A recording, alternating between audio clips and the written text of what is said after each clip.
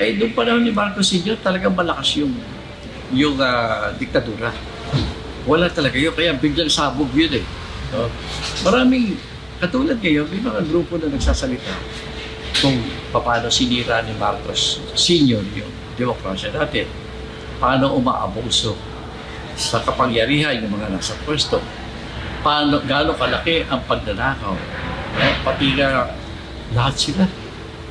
Talagang grabe ang pagnanakaw. Pero kontrolado ang response ng taong bayan kasi natatakot. Dito sa atin, medyo mas vulgar yung pagnanakaw. Pero kontrolado pa rin kasi parang walang napaparusahan. Iginiit ni dating Defense Secretary Norberto Gonzales na dapat imbestigahan ang ibinunyag ni Senator Jinggoy Estrada na inalok umano siyang bumaliktad sa mayorya kapalit ng pagbabasura sa kanyang kaso.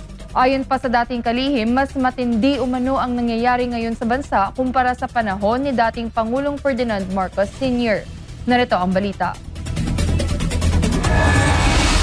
Alam mo, mas grabe nangyayari sa atin ngayon. Talagang akala natin tumatakbo pa yung demokrasya. Ito ang naging komento ni dating Defense Secretary Norberto Gonzales nang tanungin kung may pagkakahalintulad ba ang pamamalakad ni Pangulong Ferdinand Marcos Jr. sa kanyang amang si Ferdinand Marcos Sr. Ayon kay Gonzales, mas matindi pa umano ang kasalukuyang sitwasyon dahil sa umano'y mas lantad na katiwalian. Ay, doon panahon ni Marcos Sr., talagang malakas yung diktadura. Wala talaga yun, kaya biglang sabog yun eh. So, maraming, katulad ngayon, may mga grupo na nagsasalita kung paano sinira ni Marcos Sr. yung demokrasya natin. Paano umaabuso sa kapangyarihan yung mga nasa pwesto. Gaano kalaki ang pagnanakaw. Pati nga lahat sila. Talagang grabe ang pagnanakaw. Pero kontrolado ang response ng taong bayan kasi natatakot. Dito sa atin, medyo mas vulgar yung pagnanakaw. Pero kontrolado pa rin kasi parang walang napaparusahan. Ayon pa kay Gonzales, gaya umano ng nangyari noong panahon ni Marcos Sr., nakararanas din ngayon ng pressure ng ilang personalidad sa politika. Binanggit niya ang usapin ni Senator Ronald Bato de la Rosa, kaugnay ng mga panawagang humarap ito sa International Criminal Court o ICC. Gayong patuloy na kinwestiyon ng kanyang mga taga-suporta ang jurisdiksyon ng korte sa Pilipinas. Kasunod dito ang kaso ni Senator Jinggoy Estrada na nahaharap ngayon sa reklamong plunder kaugnay ng umano'y kickback scheme sa mga flood control project. Ayon kay Estrada, ilang beses umano siyang inalok na talikuran ng independent majority bloc kapalit ng pagbabasura sa kanyang kaso. Ngunit hindi niya ito tinanggap. Ngayon ko lang po isa sa publiko ito. Maraming beses po ako inalok na talikuran ang independent majority bloc kapalit ang pagbabasura sa aking kaso.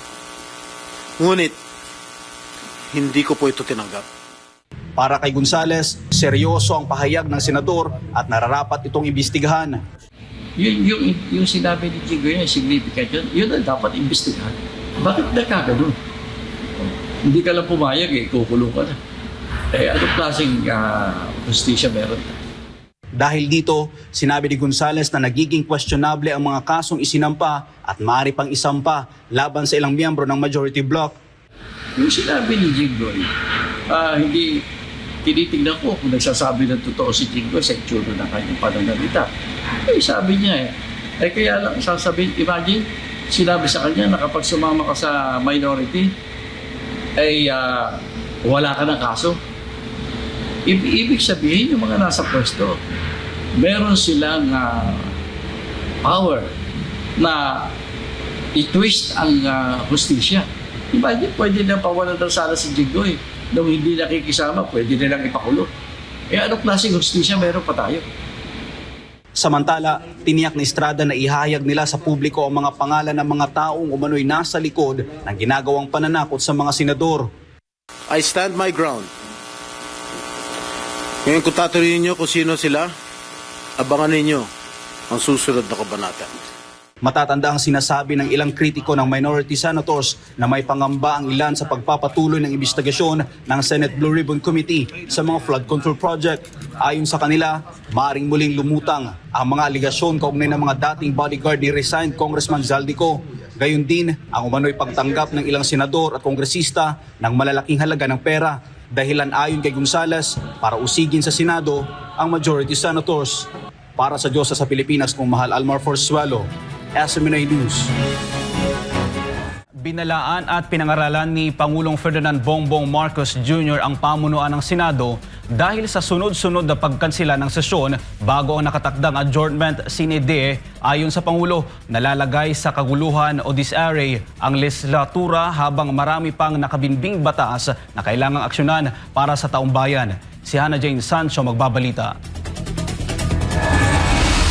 Kinwestiyon ni Pangulong Ferdinand Marcos Jr. naging liderato at patakbo ng Senado matapos makansela ang kanilang mga sesyon na walang sapat at mabigat na dahilan. Paalala ng Pangulo na dating mamabatas, nakasaad sa saligang batas na kailangan mag-abiso sa kabilang kapulungan 3 araw bago magkansela ng sesyon, bagay na tila binaliwala ng mataas na kapulungan. Get back to work because it's important. Dami natin kailangan gawin. It is a rule that is contained in the Constitution. And so, I'm afraid whatever, all these events that we have been witnessing has thrown the Senate and its leadership into the whole Senate into disarray. Dahil sa naging impasse o pagkakabuhong na ito, direktang apektado ang mga nakahanay na solusyon ng pamahalaan para sa publiko. Kasalukuyan sanang nagbabalangkas ang pamahalaan sa pamamagitan ng Uplift Committee ng mga amyenda sa batas at posibleng supplemental budget upang maghatid ng ayuda laban sa matinding oil crisis sa bansa. Dahil walang sesyon, natitenga ang mga kinakailangang pondo at listasyon. Git ng Pangulo, isang napakalungkot na sitwasyon na nakatambay ang mga tulong habang walang batas na sumusuporta rito. It's a very, very sad situation. We will have to watch. The country is in need of assistance. People are in need of assistance. How can we provide that assistance without a proper legislation to back it up?